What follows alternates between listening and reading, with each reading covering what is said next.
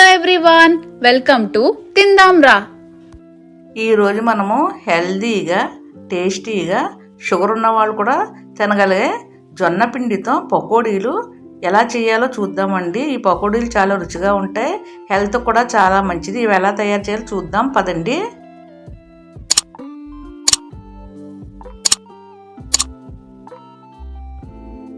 ఇక్కడ నేను 4 పెద్ద ఉల్లిపాయలు తీసుకుని ఇలా సన్నగా ముక్కలుగా కట్ చేసి పెట్టుకున్నాను. దాంట్లో ఉప్పు వేసి గట్టిగా పిండుతున్నాను. ఇలా ఉప్పు వేసి పిండడం వలన ఉల్లిపాయలు ఉన్న వాటర్ అంతా వస్తుంది. దీనివల్ల వాటర్ కూడా తక్కువ పడుతుంది, పకోడీలు క్రిస్పీగా బాగా వస్తాయండి. ఇలా నలుపుకున్న తర్వాత ఉల్లిపాయ ముక్కలు ఒక ప్లేట్లో వేసుకుంటున్నాను. దాంట్లో కొంచెం పసుపు వేసుకోవాలి, ఒక అర స్పూన్ అల్లం వెల్లిపాయ పేస్ట్ వేసుకోవాలి, ఒక అర స్పూన్ మసాలా పొడి వేసుకోవాలి. మసాలా పొడి మీకు ఇష్టం ఉంటే వేసుకోవచ్చు, లేకపోతే స్కిప్ చేయవచ్చు. తర్వాత దీంట్లో కట్ చేసి పెట్టిన పచ్చిమిర్చి, కొత్తిమీర, కరివేపాకు వేసి కలుపుకోవాలి. ఒక పెద్ద బౌల్ నిండుగా జొన్నపిండి వేసుకోవాలి. ఏ బౌల్తో జొన్నపిండి తీస్తామో అదే బౌల్తో ఓ అర బౌలు గోధుమ పిండి వేసుకోవాలి, ఒక పావు బౌలు శనగపిండి వేసుకోవాలి. శనగపిండి ఇష్టం ఉంటే వేసుకోవచ్చు, లేదా స్కిప్ చేయవచ్చండి. బాగా మరుగుతున్న నూనె ఒక 2 గరిటెలు ఈ పిండిలో వేసి బాగా కలుపుకోవాలి. ఇలా వేడిగా ఉన్న నూనె వేసుకోవడం వలన ఈ పకోడీ వేసినప్పుడు క్రిస్పీగా చాలా టేస్టీగా ఉంటాయి. ఇక్కడ నేను బియ్యం పిండి అసలు యాడ్ చేయలేదండి, గోధుమ పిండి యాడ్ చేసాను, కొంచెం శనగపిండి యాడ్ చేశాను. కొంచెం వాటర్ పోసుకుని మనం పకోడీలు వేసుకోవడానికి ఎలా కలుపుకుంటామో అలా కలుపుకోవాలండి. ఇలా కలిపి పక్కన పెట్టుకోవాలి. స్టవ్ పైన చిన్న మూకుడు పెట్టుకోవాలి, దాంట్లో నూనె వేసుకోవాలి. నూనె కొంచెం ఇలా కాగిన తర్వాత మనం కలిపి ఉంచుకున్న పిండి ముద్దను తీసుకుని చిన్నగా కావాలంటే చిన్నగాను, పెద్దగా కావాలంటే పెద్దగాను ఈ నూనెలో పకోడీల్లో వేసుకోవాలి.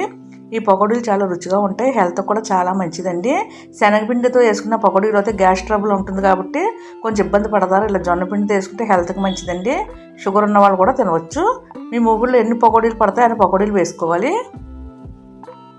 ఇలా పకోడీలు వేసుకున్న తర్వాత వెంటనే కదపకూడదండి. ఇలా ఒకవైపు కొంచెం వేగిన తర్వాత రెండో వైపు తిప్పుకోవాలి. ఈ జొన్నపిండి పకోడీలు క్రిస్పీగా టేస్టీగా చాలా బాగుంటాయండి. శనగపిండి పకోడీల కన్నా చాలా టేస్టీగా ఉంటాయి, హెల్త్ కూడా చాలా మంచిదండి. ఇలా వేగిన తర్వాత తీసి పక్కన పెట్టుకోవాలి. మరలా అదే నూనెలో మిగిలిన పిండిని కూడా ఇలా పకోడీలో వేసుకోవాలండి. పిల్లలు స్కూల్ నుండి వచ్చిన వెంటనే ఎన్నో స్నాక్స్ అడుగుతారు కదండి. ఇలా హెల్తీగా టేస్టీగా ఇలా జొన్నపిండితో పకోడీలు వేసి పెట్టండి, చాలా ఇష్టంగా తింటారండి. పకోడీలను ఇలా వేగిన తర్వాత ఒక స్ట్రైనర్లో వేసి స్ట్రైన్ చేసుకోవాలంటే నూనె కూడా ఎక్కువేం పీల్చుకోండి. పకోడీలు హెల్త్ కూడా చాలా మంచిదండి, చాలా ఇష్టంగా తింటారు, అలా కమ్మగా కూడా ఉంటాయి. బయట చల్లగా వర్షం పడుతున్నప్పుడు ఇలా వేడిగా ఇలా జొన్నపిండితో పకోడీలు ఇస్తారండి, చాలా రుచిగా ఉంటాయి. మొత్తం పకోడీలను ఇలా వేసుకున్న తర్వాత సర్వింగ్ బౌల్ వేసి సర్వ్ చేసుకోవాలండి.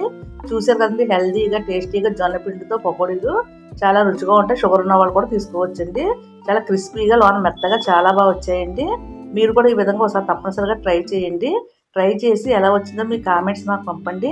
మా వీడియోని మొదటిసారి చూసినట్లయితే సబ్స్క్రైబ్ చేయండి. అలానే లైక్ ఇవ్వడం మటుకు అస్సలు మర్చిపోకండి. మీ లైక్ మాకు ఎంతో సపోర్టింగ్గా ఉంటుంది. Thank you.